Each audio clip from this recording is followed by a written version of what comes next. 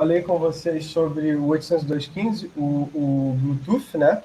E eu falei que o Bluetooth era uma porcaria de protocolo, e na verdade ele é nele.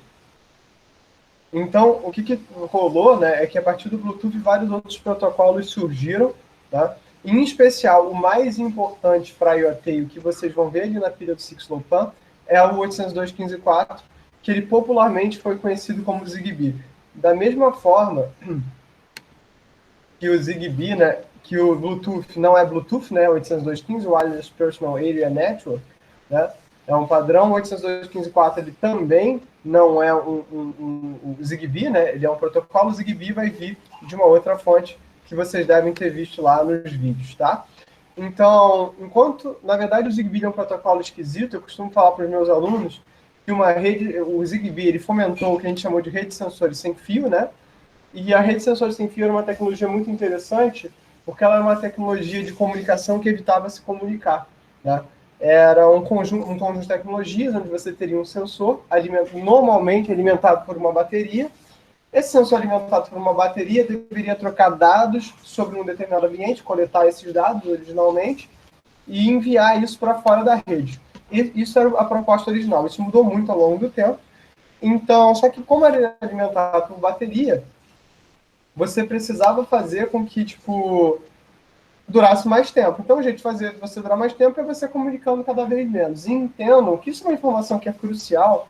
É claro que tem um quê de bom senso aí, né? Mas que, teoricamente, enviar informação, fazer a transmissão, é muito mais custoso do ponto de vista energético do que fazer processamento. Cláudio, mas qualquer processamento? Não, é óbvio que não. Ah, então você fazer, tipo assim, para aprendizado de máquina dentro de um sensor é extremamente custoso do ponto de vista energético.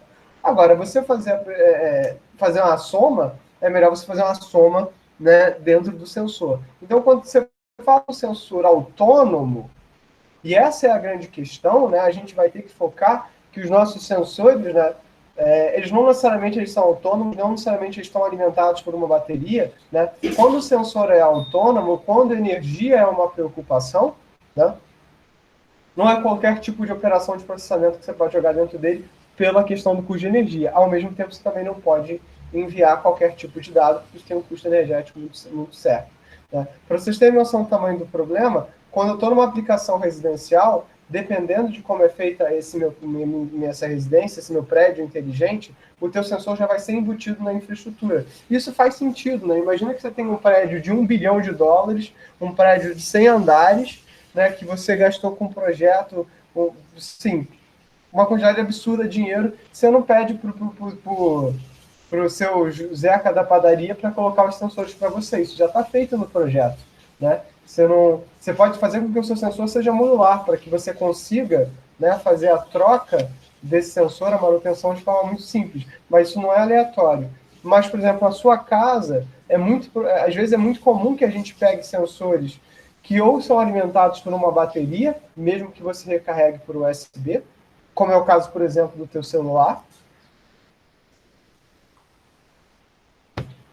pode ser um produto que você vai colocar de forma muito perene. Então, classificar o sensor também pela forma como a bateria dele está disposta é muito interessante. Né? Outra coisa que é interessante sobre essa família, né, de protocolos, a gente vai ver essa semana, está vendo o Bluetooth e o Zigbee, mas na semana que vem a gente vai ver mais 7 protocolos não usuais, que é o NFC, o RFID, o 6TiS e o BLE, né? E com isso a gente acha que a gente fecha a camada de enlace. O que a gente vai estar vendo nessas famílias de protocolos é que, assim, diferente do Bluetooth, cuja preocupação das novas versões foi aumentar a taxa de transmissão, né? Aumentar o throughput, o que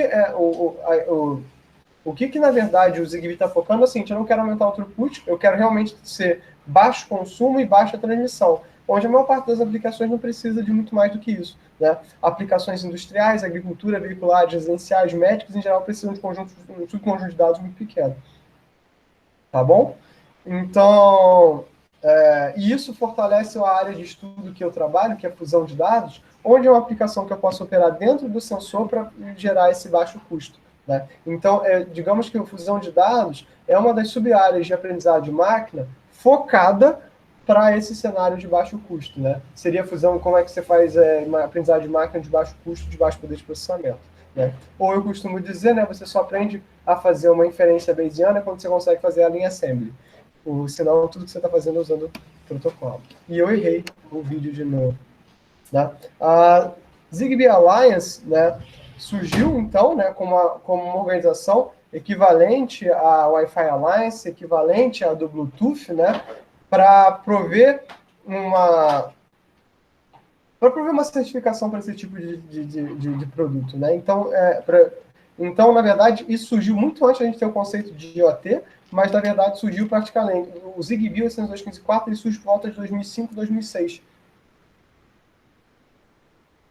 A gente já falava de rede sensorizante, mas a gente fazia aquele approach cross-layer, né? Então isso era muito ruim. Então,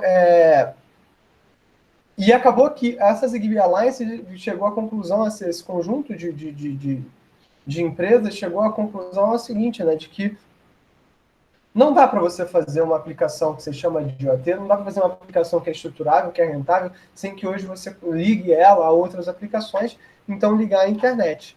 E com isso, né, surgiu o conceito que a gente vai ver que é a Zigbee Stack, que é uma pilha de protocolos que ela é anterior à pilha da IoT. E agora, tipo assim, eu falei isso no vídeo, mas só comentando sobre isso, eu sempre gosto de falar sobre esse assunto, né, eu acho engraçado é que, tipo, né, tipo, se você vai ver a existência do Zigbee, aqui é o padrão de comitês, né, de LAN e MAN do I3E, é o grupo 802, tá? E dentro do grupo 802.15, que é de Wireless PAN, o grupo 4, né, o Working Group 4, é o Zigbee. Só que ele gerou um problema há uns anos atrás, né, que esse grupo 4, o Zigbee, quando ele surge, ele acaba tendo um problema muito sério, né? Porque quando chegou a quarta versão do Bluetooth, assim, a gente chamou a versão 1 do Bluetooth de 802.15.1, a gente viu isso nos slides. A gente viu a versão de coexistência de 815.2, a terceira versão que de altos throughputs 802.15.4. E aí chegou a quarta versão, que é uma revisão, a gente vai ver que o BLE é uma outra coisa, mas a quinta versão, a quarta versão, que é a revisão da 802.15.1, não pode ver 802.15.4 por causa do Zigbee. Ela veio 802.15-4. E isso é muito, muito bizarro, né? Eu ia dizer que é muito interessante porque é muito interessante, mas é muito bizarro porque eu, como revisor de artigo, às vezes eu tenho que revisar artigos e são tipo 3 horas da manhã. E você relê entre um ponto e um tracinho, né? É muito esperar que a minha visão seja muito boa. Mas é muito interessante ver que isso acontece. E que existem outros protocolos aqui trabalhando. Errei o slide de novo. Então, na verdade, isso aqui é uma tabela comparativa, né? Entre os throughputs. Então, a primeira versão do Bluetooth que eu mostrei para vocês, ela trabalhava na taxa de 1 mega. A versão do 15.3 está indo até 55 mega, o que já faz com que a gente consiga transmitir arquivos de forma muito melhor. Já tem QoS, já trabalha com 256 endereços ativos para Piconet e Caternet. Ou seja, o funcionamento é o mesmo, eu só estou colocando mais elementos de trabalho. Só que 802.15.4, a ideia é que eu tenha até 250K.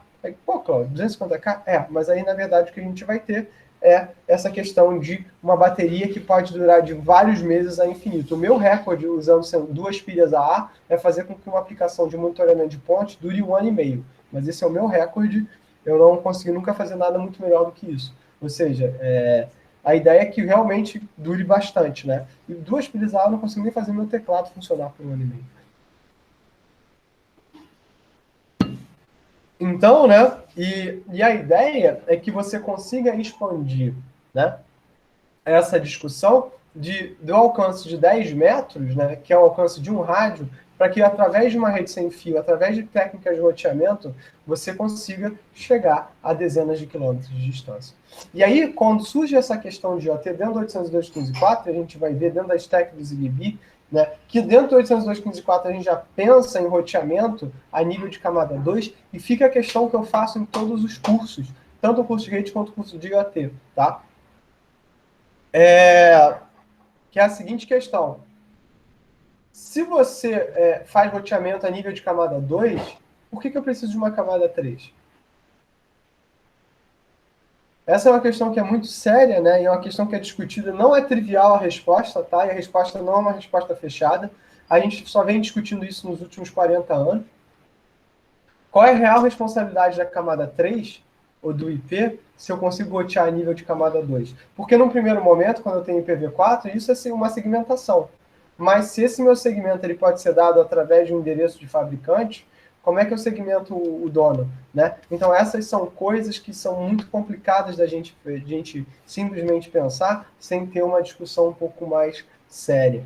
Então, o Zigbee traz essa reflexão que a gente tem, né, que a gente precisa fazer dentro das nossas aplicações. Tá? Criar uma fonte de energia mais eficiente que é o verdadeiro desafio. Na verdade, as fontes de energia existem, a nossa questão é garantir que a gente consegue fazer isso e isso dura. Entendeu? Por exemplo, poderia ter uma bateria solar, só que aí uma bateria solar ela tem que estar no tamanho correto. Existem fontes que são baseadas em coleta de energia baseada em vibração. É o que a gente faz dentro de estrada. A gente usa a vibração que o carro gera para alimentar o sensor da bateria. A gente faz acoplamento indutivo no caso do RFID. Então, assim, é uma relação entre consumo e geração. Né? É bem complicado, não é trivial, não. Existe uma galera muito boa de eletrônica que trabalha só com essa questão das baterias, mas as baterias evoluíram muito pouco, né, do ponto de vista... O rádio e bateria são duas coisas que evoluíram muito pouco desde criados. Elas foram incrementalmente ficando melhores, mas não teve nenhuma questão disruptiva que fizesse com que o ganho fosse exponencial num curto período de tempo. Né? Então, melhora, mas não tanto. Né? Então, isso gera um desafio que a gente tem muito grande. E esse aqui é o mercado do wireless. Né? Em termos de short range, long range, a gente está chamando o Zigbee de long range, mas não, né, no sentido de que ele vai ser um long range, tipo... Ele é short no sentido de que individualmente ele é curto, mas ele é long no sentido do span dele de rede, né? Ele é muito mais long range, por exemplo, do que o Bluetooth, do que as variações do Bluetooth, e ele é mais long range, inclusive, do que as variações de LAN. Cláudio, por quê? Porque como eu penso ele em rede, ele acaba sendo, né, disruptivo nesse sentido.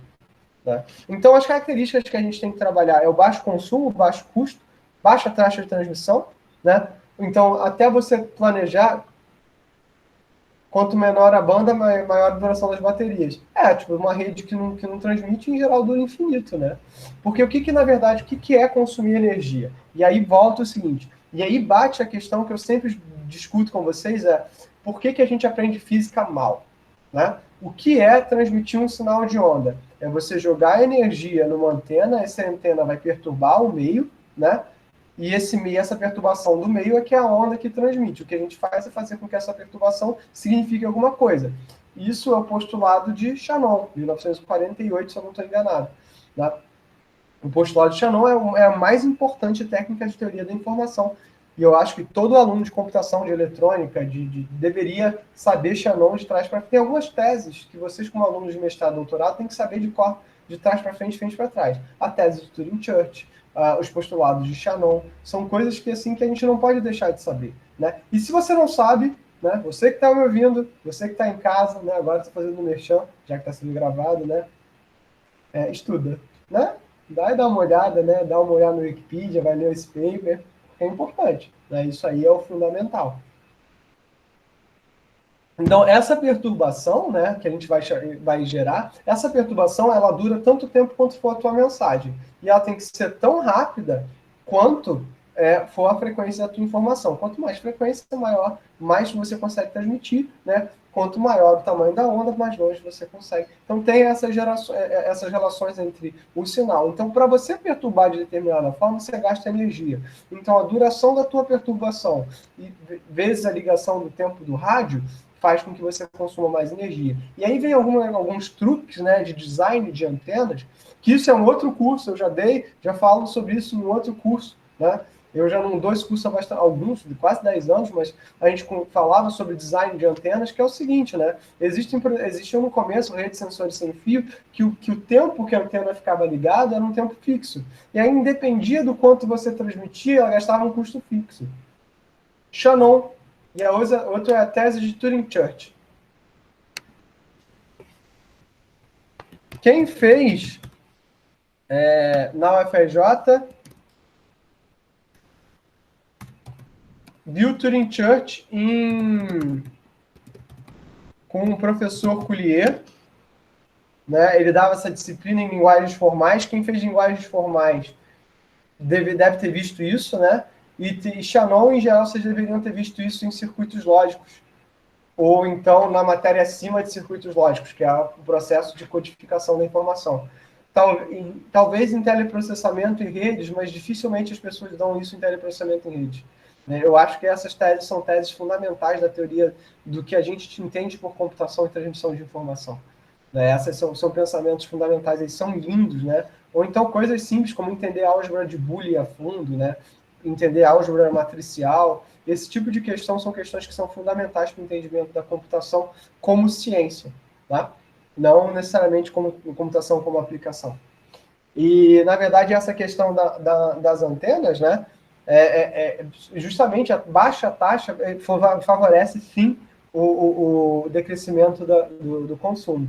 Mas, como eu falei, se você mantém por um tempo fixo, você está com a antena ligada sem perturbar. Então, as estratégias de sleeping, a gente vai ter uma aula só sobre consumo de energia, né, gerenciamento de baterias, mais para o final do curso, né, do meio final, acabando essa questão do protocolar, a gente vai mostrar, né, as estratégias, vai falar sobre roteamento, uma série de outras coisas. E aí, dentro dessa, a gente vai ter uma aula sobre gerenciamento de energia em redes de sensores sem fio. A gente vai ver que tem abordagens, approaches que vão ser, tipo, scheduling, a gente vai ter approaches que vão ser associados à fusão de dados, a gente vai ter approaches que vai ser sobre estratégias de sleeping, até a própria questão que a gente viu do GTS ou do pooling, na verdade é uma estratégia de você desligar o rádio, porque quando você não está sendo poliado, se você sincronizou e sabe quando vai estar sendo poliado, você não precisa estar com o rádio acordado nesse momento. Qual é a desvantagem de você polear? Que você precisa ter uma unidade centralizadora. Né? Praticamente sem garantias de QoS, porque QoS gasta processamento, e um design de protocolo flexível para muitas aplicações. Errei o slide de novo. Como são duas telas, eu não sei usar, estou me sentindo um tiozão. Então, assim, a questão do range individual aqui, a gente está vendo que o Zigbee está aqui. O Bluetooth, de acordo com as versões e com o padrão 802.11, ele vai estar aqui, né? Em relação mais para frente, mais ou menos a mesma linha de range, mas as taxas de dados muito lá atrás. Então, aqui em cima o 3G, para a gente comparar o 3G, nota que nessa parte, aqui em 2005, o 3G, eu estou falando do HSDPA, não estou falando do HSUPA, não estou falando de LTE, tá? Eu não estou falando desses padrões de rede celular.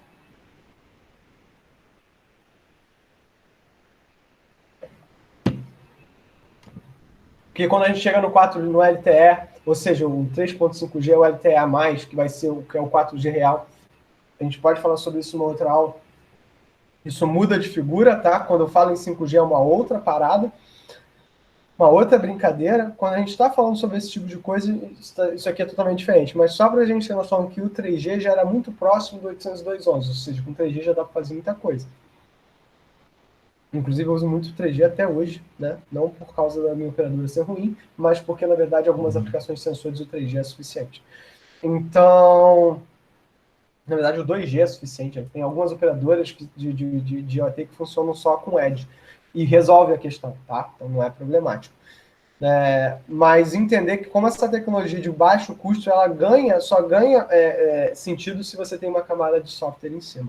Então, essa questão dos alcances, para vocês terem a comparação, isso aqui tem que ser pensado do ponto de vista para que serve a minha aplicação. Isso vai indicar onde é que a gente vai usar RFID, onde é que a gente vai usar NFC, onde é que a gente vai usar Zigbee, tá? E, por exemplo, né, eu modifiquei o curso de redes. Eu dou o curso de redes para controle e automação, e dentro de controle e automação eu fazia um curso de redes bem tradicional, capítulos 1 a 5 do Kurose. Na próxima edição do curso, a gente já vai integrar a virtualização na camada 3 e vai ir até rede sem fio, para a gente falar pelo menos 802.11, para os alunos terem acesso a isso. Então, essas são considerações, porque vou usar esse período de PLE para poder fazer isso aí.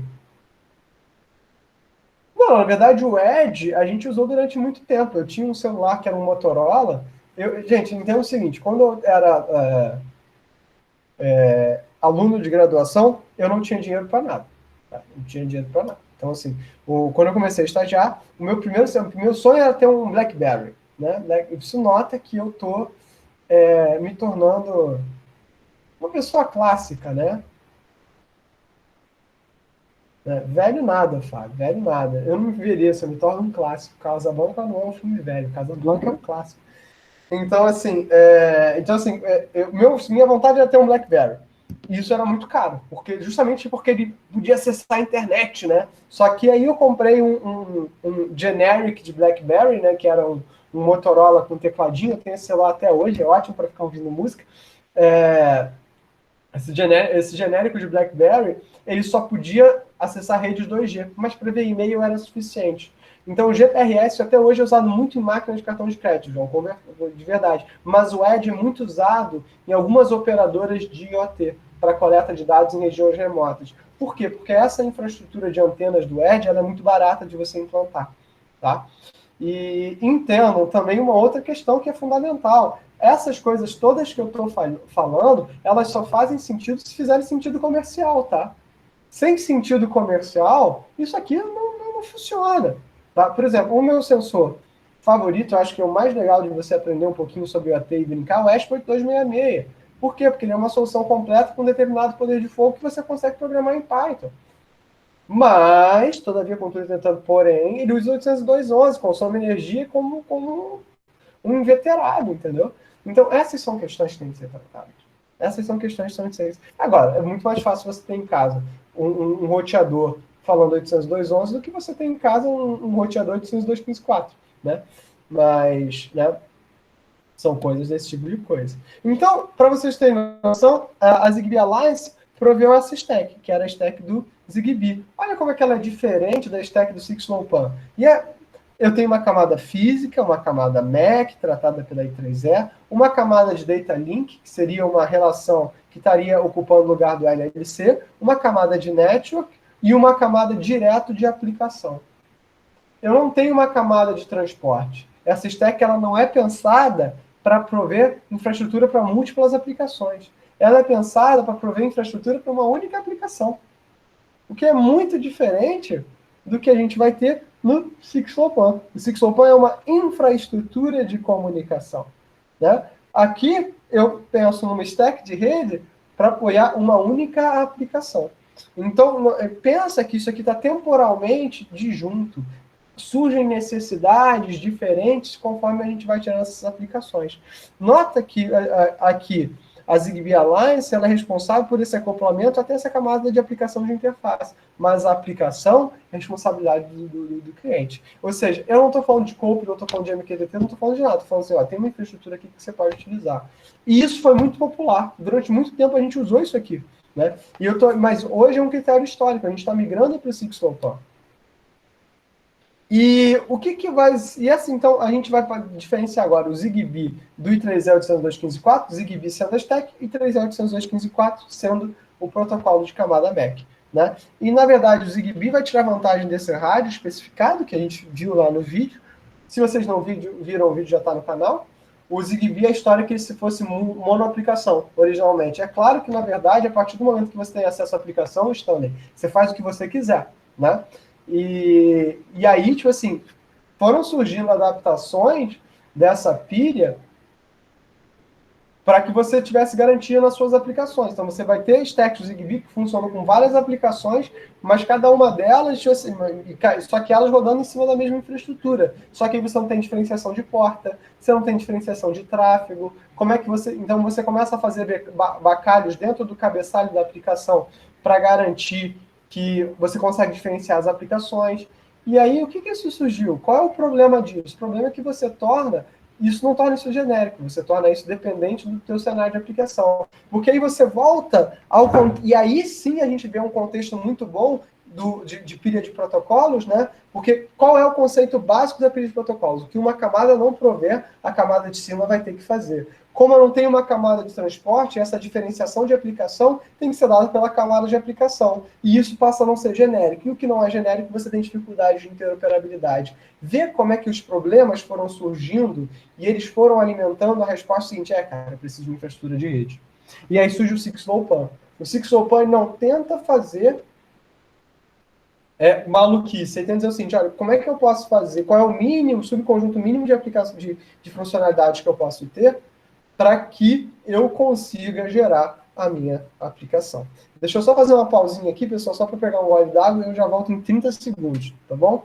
Então, como eu falo, é pontuar diretamente para a aplicação, não tem suporte de protocolo, exatamente, não tem suporte de protocolo, é dependente de você que fez a aplicação. Inclusive, o que acontecia é que muita gente implementava na camada de aplicação o DP,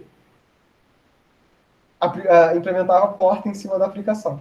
Então, se vocês forem visitar o GitHub, né, vocês vão ver muito isso, né, sendo discutido. Eu postei alguns papers para vocês daquela época, para vocês darem uma noção. Mas eu vou passar para vocês. Não passei ainda o exercício, né?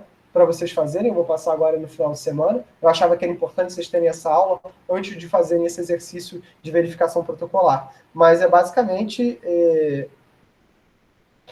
eu devo passar para vocês nas próximas semanas, principalmente para quem é de mestrado e doutorado, isso é muito importante, pegar 3 papers de 3 épocas diferentes. Um paper de cross-layer, lá de 2005, um paper usando a stack do ZigBee e um paper usando a stack do SixLopan bastante recente, para vocês compararem o quanto a gente mudou ao longo dos últimos 15 anos. Tá? O quanto isso evoluiu. Né? Então, isso é natural. Eu costumo dizer, e eu falo para todo mundo, isso claramente, a gente está na melhor época para se estudar IoT. A gente está na época em que a gente não tem noção clara ainda de como vão ser as infraestruturas. Por exemplo, eu tenho um aluno meu trabalhando com MUD. MUD é um descritor de aplicações para IoT doméstico. E, por exemplo, dentro do MUD, que é um grupo de trabalho da IETF, a galera não está considerando o SixLopan ainda. Então, essa é uma área de trabalho maravilhosa que ele está atuando, né, e tem muita coisa legal para ser feita. Então, essas são considerações que têm que ser feitas basicamente. Mas deixa eu pegar um pouquinho d'água e eu já volto aqui.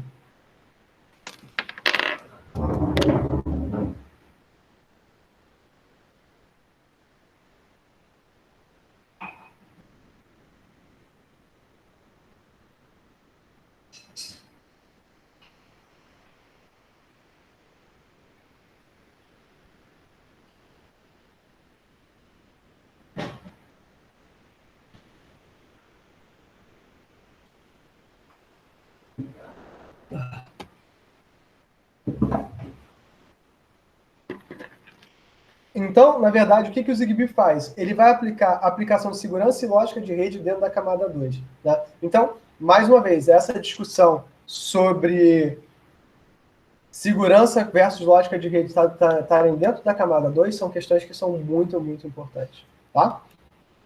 Então, essa aqui é o ZigBee. Taxas de dados que vão variar 250 a 20K. E aí, respondendo mais uma vez ao João, isso também é para você trabalhar energia. Vou trabalhar com 2 topologias de rede, estrela ou peer-to-peer. Baixa latência, CSMA/CA, Carrier Sense, ou seja, eu vou sentir o meio com a minha antena. Multiple Access, uma mesma antena pode lidar com várias aplicações. Collision Avoidance. O que isso quer dizer? Quer dizer que eu não vou detectar a colisão, mas eu vou usar abordagens de verificação para garantir que eu não estou trabalhando ao mesmo tempo. Endereçamento dinâmico do dispositivo, protocolo de transmissão confiável baseado em handshake. Olha aí eu fazendo o handshake a nível de camada 2 e um baixo consumo de energia. Essa é o 802.15.4. É um protocolo simples de transmissão para rede sem fio, de baixos requisitos, né? Carrier Sense Multiple Access com Collision Avoidance, CSMA/CA. Optional Time Slotting, com Message Acknowledgement Optional Beacon Structure. O que isso quer dizer? Quer dizer que eu vou dividir o tempo, né, em slots de tempo bem definidos, né? Que a gente vai parecido, é o que a gente vai chamar de slot de Aloha e não slot de Aloha. Vocês viram isso no capítulo 5 do Kurosi na iniciação. E uma Optional Beacon Structure. O que é um beacon? O beacon vai ser um pacote. É o pacote mais onipresente em rede sem fio, tá? Deixa eu ver aqui. Mais onipresente em rede sem fio, que originalmente ele foi desenvolvido no 802.11 para ser utilizado como um pacote de sincronização. Mas conforme os subpadrões dos 802.11 foram ocorrendo, ele foi utilizado para tudo possível e imaginável. Eu costumo brincar que eu, com os alunos de rede sem fio, eu dava essa disciplina, eu não vou dar mais essa disciplina, vou substituir ela por IoT. Eu vou dividir o conteúdo de rede sem fio entre IoT e redes tradicionais, né? Na verdade, usar beacon e nave não consome mais energia do que você fazer o CSMA-CD, porque para fazer o CSMA-CD você tem que ouvir o meio, né? Isso ouvir o meio constante. Ao usar o CSMA-CA com beacon e nave, eu consigo simplesmente dormir. E você está partindo também de um pressuposto que é... Não, não foi. Você falou. Isso que eu ia perguntar. Se essa ameaça não gastei mais energia que usar beacon e nave? Não, não. Ah, entendi.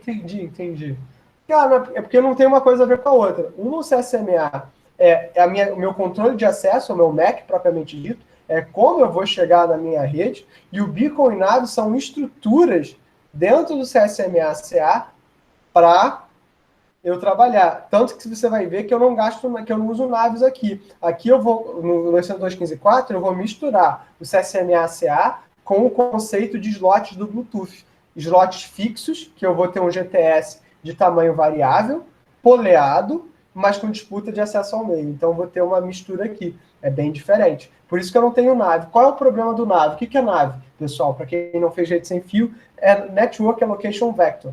Quando você vai transmitir, você diz o tempo que você vai transmitir, que é uma conta fácil, o tamanho de bits dividido pelo seu throughput. Então eu digo assim, olha, eu vou precisar, como o meio é só meu, eu vou precisar alocar o meio durante tanto tempo. Então, na verdade, em vez de eu ter um slot, o NAV me dá um slot de tamanho variável, né?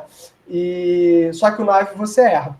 O que a gente vai ver aqui é que eu aloco o meio de uma forma um pouco mais inteligente, e eu trabalho isso em níveis fixos e durmo pelo resto do tempo. Então, por isso que eu gasto menos energia. Então, eu consigo disputar acesso ao meio, eu poleio esse meio, mas eu divido ele em tamanhos fixos. O CSMA não necessariamente vai gastar mais, não. Eles são cor para objetivos diferentes. Então, vamos lá. Então, dois tipos de dispositivos, Full Function Device e Reduced Function Device. Vamos chamar de FFD e RFD. O FFD podendo operar em 3 modos. Esse modo device, tem um typo aqui. Alguém, por favor, me lembra depois para consertar. Vai ter um papel de coordenador e de coordenador de PAN, tá? Enquanto o RFD vai operar em um único modo, que é o device, né? Então, na verdade, isso também é interessante, aquela discussão que a gente teve de mestre e escravo, né? A tendência que a gente tem dentro da comunidade de WPAN é mudar para esse conceito, de sair de mestre e escravo e virar Full Function Device e Reduced Function Device. E na prática, até um nome mais correto do que mestre e escravo, porque o próprio Bluetooth evoluiu para você ter papéis diferentes dentro da rede. Então, o Full Function Device seria o dispositivo que poderia ter todos esses tipos de funções, e o Reduced Function Device é o dispositivo que só teria a função de dispositivo mesmo. Então, você pode pensar que o RFD seria equivalente ao Slave e o Full Function Device seria equivalente ao Master, só que é um Master com esteroides. Né? Então, o Full Function Device poderia funcionar em qualquer topologia, capaz de atuar como coordenador de rede, ou se comunicar com qualquer outro dispositivo que vai garantir que a gente tenha peer-to-peer. E o Reduced Function Device funciona apenas numa topologia estrela, não podendo ser coordenador, e comunicação somente com o coordenador da rede, que é de fácil implementação. Essa aqui é a topologia estrela. Eu tenho um coordenador da rede, e todo o tráfego passa por ele. Ou seja, exatamente igual ao 802.15. Exatamente igual. E essa aqui é a topologia peer-to-peer, onde eu vou ter full function devices. Isso é muito interessante, mas a gente já fazia isso em redes mesh, com 802.11s. Né? Na prática, essa é uma das coisas que eu vou sentir falta de dar aula, sobre os subpadrões do 802.11. Né? Em rede sem fio, a gente falava bastante sobre isso. Mas não dá tempo de dar isso em todas as disciplinas, porque senão é tempo infinito. Mas o que é o grande ganho do 802.15.4? Isso aqui, a topologia de estrela clusterizada. Onde eu vou conseguir ter essa infraestrutura de FFDs e embaixo deles ter RFDs. Então, eu passo a ter uma topologia de rede em 2 camadas. Uma camada, né, que é peer-to-peer, ligada a camadas estrela embaixo. Então, é fácil de ver que se eu tenho até 65 mil dispositivos dentro de uma estrela, e eu tenho 2 elevado a 16 full function device, eu tenho bastante cara para trabalhar. Então, eu consigo fazer um esquema de roteamento em 2 vias. Então, olha que louco. O roteamento de camada 2 é diferente do roteamento de camada 3.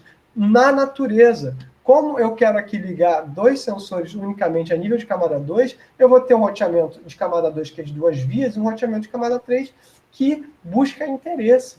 Então, essa é uma rede que vai...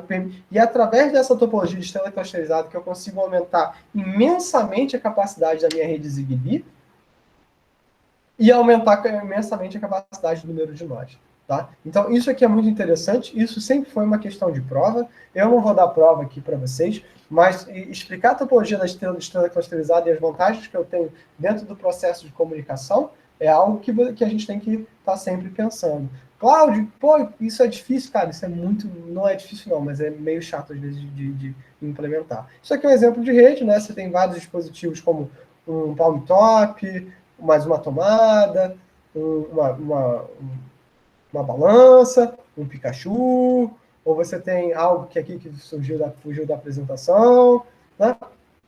Isso ligado a um dispositivo que coordenaria a tua casa. Você tem algum case de sucesso usando o Zigbee? Cara, tem muito case de sucesso usando o Zigbee, principalmente para regiões afastadas, né? Cases com agricultura em geral usam o Zigbee. Tem uma galera que usa Zigbee justamente porque é menos alvo de ataque que o 802.11, por exemplo. Você tem coisas de automação residencial. Automação industrial não usa, porque o Zigbee não é usado para automação. Ele não dá garantias. A gente vai ver o 802.15.4e, né, que vai dar origem à stack do 6TiS, cujo objetivo é isso, né? A SmartThings vende um hub Zigbee. Mas a SmartThings nunca bombou, entendeu? Da forma que eu esperava que ela fosse bombar. Por incrível que pareça, na Europa, a Zolert acabou sendo mais coisa, né, do que a SmartThings. Mas é um bom exemplo, Tomás, você tem razão. A Zolert Zolert é uma empresa espanhola que eu acompanho há muitos anos, eu trabalho com eles, inclusive eles têm uma competição muito interessante, que é a IoT Spartans, que a gente como FRJ participou uma vez, e eu pedi para eles uns kits de sensores, eles me mandaram adesivos, mas eu fico com o que eu tenho. E a gente participou da IoT Spartans na fase mais teórica, né? Porque cada kit de sensor da Zoleste é 2.500 euros. Você tinha que comprar 10 kits de sensores. Eu estou falando para gastar 25 mil euros e não rola, né? 25 mil euros é muito dinheiro, né? Com 25 mil euros dá para fazer umas coisas muito legais no laboratório. Com 25 mil euros eu compro muito Arduino, muita plaquinha do Zigbee e a gente toca esse barco para frente, né? Já dá mais, hoje em dia já dá mais. Na época dava 100 mil reais, eu já estava assustado, hoje em dia deve estar dando 160. É porque isso é você converter, né? Tem imposto de importação. E dá quase 220 mil na época que eu vi. Não dá para gastar 220 mil para competir. Gostaria muito. Então, o endereçamento de dispositivo, né? Dois ou mais dispositivos em uma POS. Aí a gente viu na aula de Bluetooth que POS é de Personal Operating Space. Como se comunicar em um mesmo canal físico, ou constituir uma WPAN que inclui pelo menos um FFD. Ou seja, isso aqui é a mesma definição do Bluetooth. Cada PAN independente vai selecionar um PAN Identifier, no mesmo caso do Bluetooth, e todos os dispositivos devem possuir um endereço estendido de 64 bits. Esse endereço dispositivo, Tô gago. Todos os dispositivos de uma rede vão possuir um endereço de 64 bits, e esse é o endereço para comunicação direta na PAN, que, por incrível que pareça, é o endereço do seu PAN Coordinator, exatamente como era no Bluetooth. Eita. Então, o meu pode usar o endereço CUR 16 bits, que é alocado pelo PAN Coordinator quando ele se associa à rede. Ou seja, na verdade, que eu tenho um endereço de 2 elevado a 80 bits. 64 bits para identificar a rede, mais 16 para identificar o dispositivo. E esse é o endereço que a gente vai utilizar. 2 elevado a 80. Gente, eu não sei nem que número é esse. É 1000, milhão, bilhão, trilhão. Ou seja, é virtualmente um número quase que infinito de dispositivos. Tá? Não é... A gente não usa isso tanto na prática, a gente fica com 64 bits, que mais do que dá, mas pelo padrão poderia ir até 2 elevado a 80. Então, o que eu faço na camada física? Vocês vão ver que é um pouco diferente da do Bluetooth. Eu ativo e desativo o transceiver do rádio, detecto energia no canal corrente, que a gente vai chamar de CCA, Clear Channel Assessment, o que vai garantir que o CSMA funciona, é verificar que a forma de meio, a verificação que o meio está ocupado funciona. Duas formas de fazer isso, ou via CCA, né, Clear Channel Assessment, que é a camada física, ou através do NAV, Network Allocation Vector. Ou seja, uma é uma forma via software, que pode errar, e outra é uma forma física, que consome mais energia, mas é mais preciso. Indicação da qualidade do link para pacote recebido, que a gente chama de Received Signal Strength Indicator, ou RSSI. Vários protocolos de roteamento são baseados em RSSI. Avaliação do canal para o CSMA-CA através desse CCA e do RSSI. Seleção do canal de frequência, ele faz uma seleção de canal de frequência baseada em ortogonalidade, né? E transmissão e recepção de dados. Gente, o que for de antena, eu não vou entrar muito em detalhes, não. Eu acho que não é o foco do curso. Mas isso tem no padrão, tem nos materiais que eu mandei para vocês, vocês podem dar uma olhada. Quem for de eletrônica e tiver muito interesse, tem uma ampla área de trabalho para lidar com antenas para o 802. Funcionando em 900 MHz ou 2.4 GHz, a gente não tem 802.15.4 para 5 GHz, a gente vai ter isso no 802.15.4i, ou especificando, né, dois padrões, né? Inclusive, quando você comprava sensores da Mainsip, que era uma plataforma diferente, sensores da Mainsip que só funcionavam a 900 MHz. Então, eles não interoperavam, por exemplo, com sensores Bluetooth. Então, né, funciona, e quando você está em 900 MHz, a sua taxa vai até 40K, mas quando você está em 2.4, você pode chegar até 250K. Errei de novo o slide.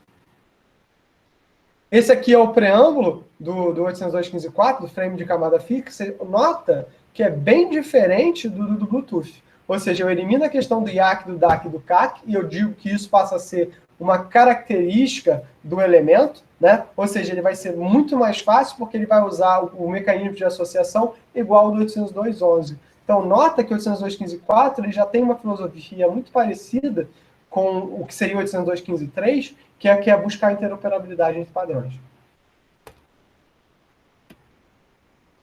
Isso aqui eu vou deixar para lá, tá? Isso aqui a gente viu. Especificação do rádio, fazer o Clear Channel Assessment, né? Essa verificação se o meio está ocupado. Eu posso fazer isso por verificações de perturbação no meio, com limiar mais baixo, limiar médio, limiar mais forte, ou seja, eu posso variar de como eu quero verificar essas minhas perturbações no meio. Se o meio está perturbado, é porque alguém está transmitindo, então eu não deveria estar transmitindo.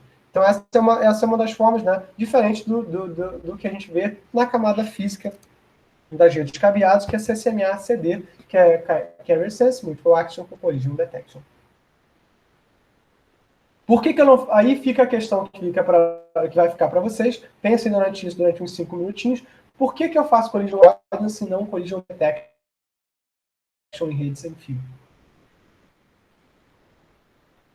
Eu vou ter segurança AES de 128 bits, ou seja, o AES já é a criptografia padrão dele, ou seja, o 802.15.4 já é, na natureza, muito melhor do que o 802.11, porque o 802.11 ele nasce usando o app, que usava um protocolo muito idiota de 64 bits, não era, qual era? Era um protocolo dos anos 80, eu sempre falo desse, de como ele é imbecil. É do Ron Rivers. Cara, tá na ponta da língua.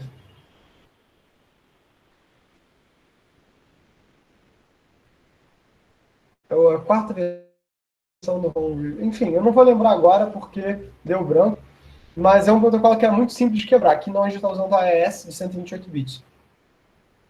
Canal de acesso para CSMA-CA e Guarantee Time Slot da mesma forma que eu tinha no Bluetooth. Tá?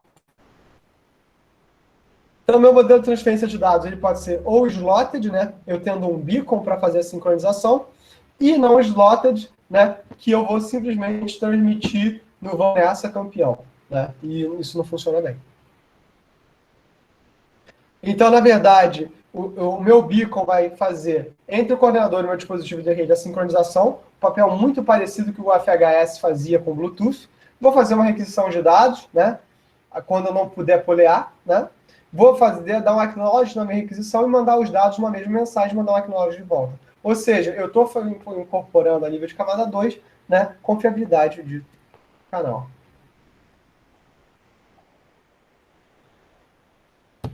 Quando é não beacon, simplesmente vou mandar a requisição e isso pode gerar colisões, isso é um problema. Por que eu mando a requisição e não mando o dado direto? Para que no evento de uma colisão seja menos custoso eu reenviar. E aí entra o que a gente chama de estrutura de superframe. Isso, para quem viu 802.11 comigo em alguma disciplina, pode ser que alguém tenha visto, eu sei que, por exemplo, o Gabriel viu, o Luiz viu, o Fábio viu, João, acho que não, Emily viu, Erickson viu, mais alguém? Se for em collision detection, você prejudica o throughput, Tomás viu também, o throughput para as colisões ocorridas, sendo que essas colisões ocorrem em menor quantidade com as collision avoidance. Na verdade, não só isso, João, como é muito difícil eu dizer o que é uma colisão feita e do que é uma interferência, né? É o mesmo problema que eu tinha muitos anos atrás. O que fez com que a gente adotasse collision detection para redes cabeadas é que o meio cabeado ficou muito confiável a partir do uso de cabo UTP. E Janssen fez também, mas quando você passa o meio sem fio, a gente nunca conseguiu ter essa confiabilidade, mesmo com saltos de frequências ortogonais. Então, o collision avoidance, ele funciona por esse motivo que você mandou, mas ele também é para diferenciar do que é um erro do que é uma falha do meio, tá? Mas para quem viu, a estrutura de superframe é exatamente igual à estrutura de superframe do 802.11 do modo PCF, né? Para quem não quer saber um pouco mais sobre 802.11 e não viu isso em nenhuma disciplina comigo, né? Dá uma olhada no canal, a gente tem as aulas de 802.11 em alguma outra playlist, né? É só colocar lá. E eu falo sobre modos DCF e PCF do 802.11, é bem interessante, eu acho. Quer dizer, eu acho bem interessante, mas é por isso que eu fiz doutorado em rede sem fio, né? Mas pode ser que você não ache interessante, mas vale a pena dar lá. Enfim, né? Tá aí o convite. Quer, não quer, também não quer. Então, assim, eu vou explicar agora razoavelmente o que é o superframe. O superframe é um modelo de poleamento onde eu vou dividir, onde o Full Function Device ele vai dividir o meio em dois pedaços. O com disputa de acesso ao meio e sem disputa de acesso ao meio. Tá? Eu tenho uma playlist de rede sem fio. Maravilhoso. Eu nem lembrava de ter feito. Mas obrigado, Emily, por esse detalhe. Né? O período livre de contenção e o período com contenção, né? O que vai mudar é que o período livre de contenção ele é diferenciado no 802.11 em relação, né? Eu vou ter um período livre de contenção maior para o 802 que eu tenho no 802.15, né? O que é esse superframe? Você pode pensar o superframe como um pacotão. É um período que o Full Function Device ele vai dividir da rede, ele vai pegar da rede assim, só eu transmito agora. Ele vai dividir em dois subperíodos, livre de contenção e contenção. Esse do livre de contenção, ele vai, com o período de contenção, a disputa de acesso ao meio para enviar dados para o FFD, né? Usando SMA e data request. E no período de contenção, livre de contenção, o FFD vai chegar em cada um dos outros dispositivos que ele coordena e vai mandar um pacote de poleamento para buscar dados dele. E no outro resto do tempo, o FFD vai dormir para permitir a troca de dados ou para trocar dados com as outras redes. Tá? Então, esse período ele é sempre alinhavado pelo beacon, então tem um período de sincronização, um pacote de sincronização inicial, e esse beacon ele é o marcador do início do superframe, exatamente como era no 802.11. Então, note o seguinte, eu estou falando para vocês de beacon há menos de uma hora. Como começou com um pacote de sincronização, ele agora já tem a segunda função, que... Ah, estou dando picotado? Eu repito. Que é também isso do superframe. Então, repetindo, superframe. Divido o meu período em dois períodos, período ativo e período inativo. O período ativo é dividido em dois superperíodos, período de contenção e período de contenção. Período de contenção, eu disputo acesso ao meio para mandar dados para o FFD. Período livre de contenção, eu tenho poleamento. Diferente do 802.11, no 802.15.4, o período livre de contenção ele é mais enxuto do que o período de contenção. Ele serve para dar garantias de QoS, de qualidade de serviço. Inclusive, QoS era uma outra disciplina que a gente dava, eu não consigo dar, mas seria muito legal poder voltar a dar. Tá bom? E aí eu termino com uma nova sincronização. Então, eu vou ter dois parâmetros, né? O SO para determinar a extensão do período ativo e o BO para determinar a extensão do intervalo do beacon, né? Então, o período ativo e o intervalo do beacon e o período de intervalo do beacon são coisas diferentes.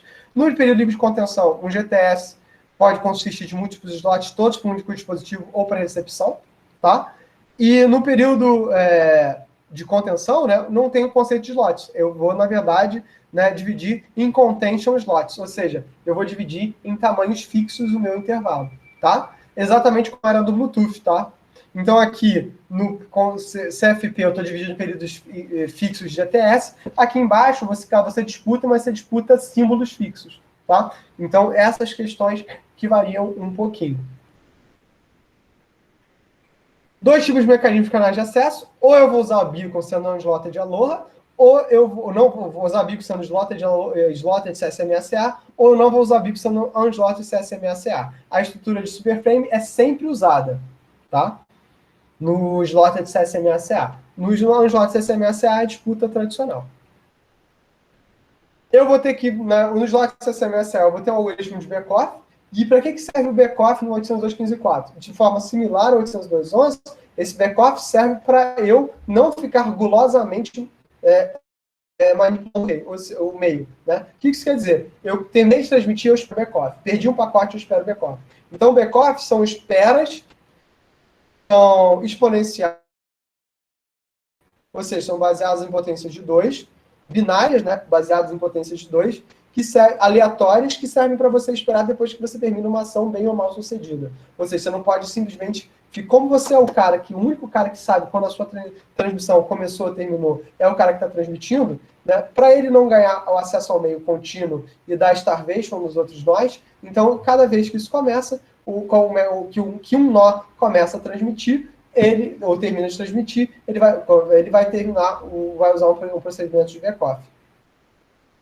E é claro que esse backoff está alinhado com o beacon, mas o backoff é uma coisa que não a nível de rede, cada dispositivo tem. Então, essa soma de poleamento com o backoff é que faz com que a gente tenha uma rede mais justa. Né? Fazer o fairness da rede, né? Esse conceito de fairness eu vou botar aqui no chat, né? É um conceito muito importante em rede sem fio, mas é muito importante para quem fez sistemas distribuídos. Eu acho que, não me engano, sistemas distribuídos é dado pelo Raton ou é dado pelo Gerson, eu não sei, mas o conceito de fairness era uma métrica muito importante para sistemas distribuídos, que a gente tem que... Quem não fez sistemas distribuídos, eu recomendo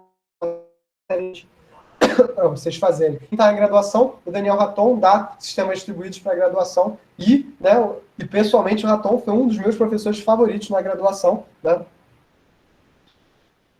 Mas ele começou a dar aula bem novinho, tá, gente? Então, assim, quando ele começou a dar aula para mim, nem o doutorado ele tinha terminado, eu acho. Mas, considerando que eu já terminei o doutorado também há bastante tempo, quer dizer que a gente está ficando mais velho. Mas foi muito divertido, foi muito legal fazer. Eu fiz, na verdade, a avaliação de desempenho com ele, foi muito legal. Mas eu era muito ruim. Tem um typo ali, por favor, alguém me lembra?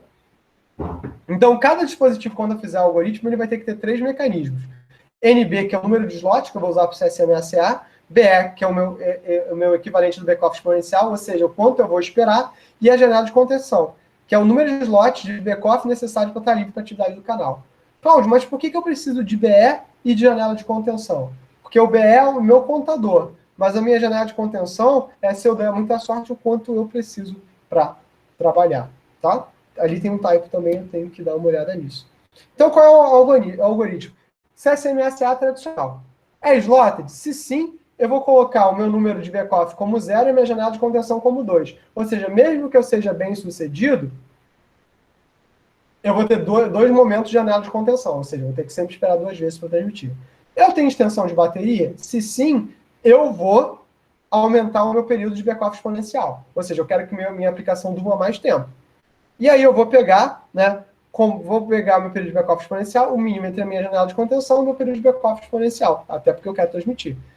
Vou gerar esse backoff, vou performar o CCA durante o período de backoff, para verificar se o meio está ocupado ou não.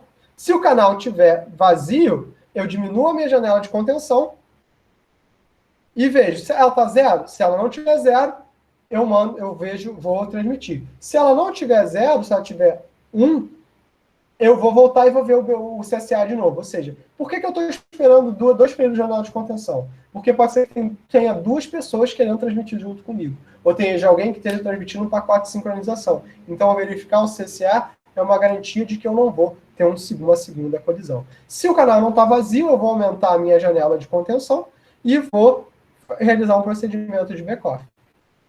E aí eu vou dizer que houve uma falha, vou esperar retornar esse procedimento. Ou seja, é bem simples. Quando é unslotted, eu simplesmente espero para ver se não tem ninguém transmitindo, performo CCA, o canal está vazio, eu mando, eu não quero nem saber. Cloud é muito mais simples, é bem mais.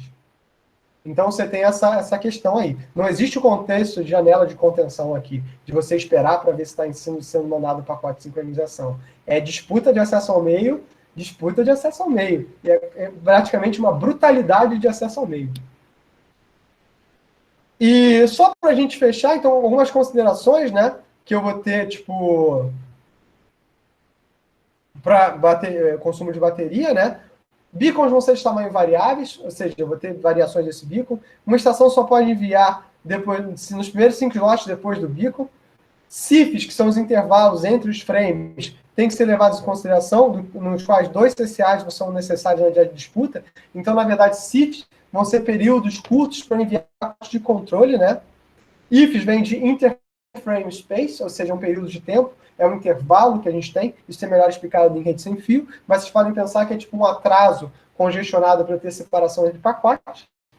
E se uma instalação não transmitir nos 5 primeiros slots, você tem que esperar até o próximo beacon. Ou seja, ou você transmite, ou você dorme. Se você não transmitiu, você vai ter que dormir. Tá? Então tem uma questão, né, de trabalhar. E isso, muitas dessas coisas são deixadas a nível do desenvolvedor.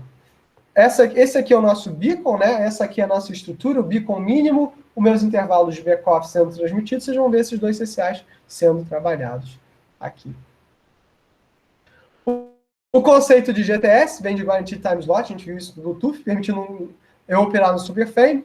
O GTS só é alocado pelo PAN Coordinator, exatamente igual ao Master no Bluetooth, e ele pode alocar até 7 GTS simultaneamente, isso é herdado do Bluetooth, não tem nenhuma obrigação moral de acontecer, eu acredito que isso vai ser revisto. O PAN vai decidir alocar o GTS baseado em requisitos da requisição de GTS e a capacidade disponível no Superframe. O GPS pode ser alocado pelo cara que pediu GTS. Na verdade, sempre é pelo PAN, mas o PAN pode fazer isso, né, por si só ou por uma requisição. Um dispositivo que teve um GTS alocado pode também disputar acesso ao meio, isso não tem problema nenhum. Um frame que está alocado em GTS vai usar somente endereçamento curto, porque é poliado, vai direto para o coordinator da PAN, e ele vai guardar informações desses dispositivos, incluindo slot inicial, tamanho, direção e endereço do dispositivo associado. Ou seja, né, acaba que o PAN coordinator ele vai ser o nosso elemento de roteamento mesmo, né, dentro desse full function device. Né. Antes de iniciar, o GT deve ser especificado como transmissão-recepção, lembrando que esse meio ainda é half duplex, não é full duplex, e cada dispositivo pode requerer uma transmissão de GT ou de recepção. Né? E eu posso constituir isso de vários macro-slots. O que isso quer dizer? É que eu posso, na verdade, ter alguns tipos de transmissão que são só baseadas em GTS. Né? Se eu perder a sincronização, eu perco meu GTS. E o uso de GTS é opcional dos RFDs. Então, por isso que muitos RFDs vão funcionar com os unslotted de Aloha. Então, é por isso também que eu vou fazer isso com níveis mais baixos. Né? Eu vou fazer isso quando eu tenho RFDs, pode ser que o meu desempenho seja bem mais baixo. Segurança, eu vou ter vários modos. Em seguro, controle de acesso ao modo seguro. Eu vou usar sempre criptografia simétrica com a AES-128, eu sempre tenho uma lista de controle de acesso guardada no meu FFD. Então, criptografia é importante, eu tenho controle de sequência já no meu pacote e integridade de frame. Né? Essa aqui é a minha estrutura de frame, né? Ou seja, aqui eu tenho payload e vocês veem que, né, grande parte do meu payload é guardado com informações de controle. Minha camada física de 127 octetos é justamente bate com aquilo que a gente viu dentro do 6LoWPAN. Então, o 6LoWPAN está pensando dentro dessa questão dos octetos. Tá? Então, só para a gente fechar, a estrutura de frames é simples, o nosso design é de baixo consumo de energia, e para a gente, o consumo de energia é mais importante que a largura de banda. Todos os mecanismos são para que o rádio durma a maior parte do tempo. E que eu evite colisão, porque colisão é desperdiçar energia. Então, essas são as questões centrais. Garantir a integridade da informação enquanto você consome energia é complicado. Por exemplo, não funciona para redes industriais, onde eu tenho os requisitos de latência muito intensos. Então, para redes industriais, eu vou ter uma variação que consome mais energia, mas é mais eficiente do ponto de vista de latência. E a gente vai ver um pouco mais sobre isso ao longo das próximas semanas. E é isso. Agradeço. Eu já vou colocar o trabalho lá no grupo para vocês darem uma olhada. Dúvidas, traumas ou desilusões, vocês podem me perguntar, tá bom? E eu vou continuar sempre cuidando agora de gravando os vídeos e gravando as aulas também. Ou seja, aqui, né? Se você quer assistir vídeo, tem vídeo de conteúdo. Se você quer assistir vídeo de aula, tem vídeo de aula. Se você quer só assistir a aula, é só assistir a aula e ler os materiais. Não deixem de ler, é muito importante. Sempre um prazer ter vocês aqui e estou aberto para dúvidas. Eu vou parar aqui a gravação. Dúvidas? Não. Olha só. Qualquer coisa que você faz consome energia. Eu costumo dizer que a rede de tempo infinito é a rede que está desligada. Mas é aquela coisa. É um trade-off entre o consumo de energia e a utilidade da rede. Tá? Existe uma métrica de consumo de energia que é o System Lifetime. O System Lifetime ele é baseado em duas métricas. Ou o First Node to Die, é o primeiro nó a morrer, ou enquanto a tua rede consegue performar. Ou seja, o que é a sua rede performar? A tua rede consegue atender a processos de comunicação.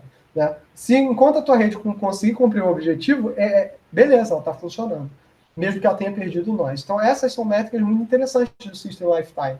Né? Então, não pensa como desperdiçar energia. Pensa que existe um consumo que é natural da aplicação existir. Em que que o nosso pensamento como engenheiro IoT é pensar uma aplicação que seja tão longeva quanto possível, enquanto atende os requisitos do cliente. Né?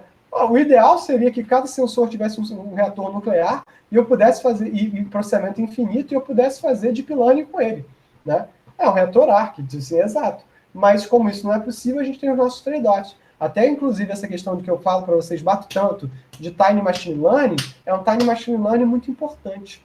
Né? De você pensar dentro desse ponto de vista. Por que eu uso fusão de dados? Porque eu descobri no meu doutorado que você usar métodos estatísticos tem um custo muito mais baixo do que você fazer aprendizado estatístico, é um custo muito mais baixo do que fazer aprendizado de máquina. Né?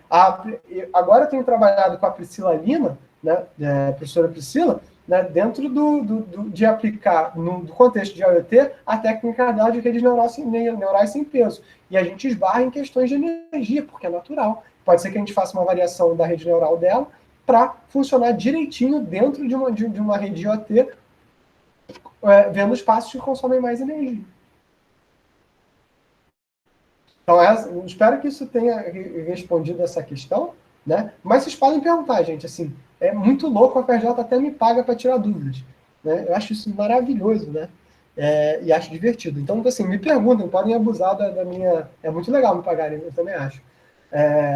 Ajuda bastante. Assim, mas, assim, podem perguntar o que vocês quiserem, de protocolo, pergunta, dúvidas que vocês sempre tiveram, né? Conselho emocional, a gente está aqui para ajudar. Né?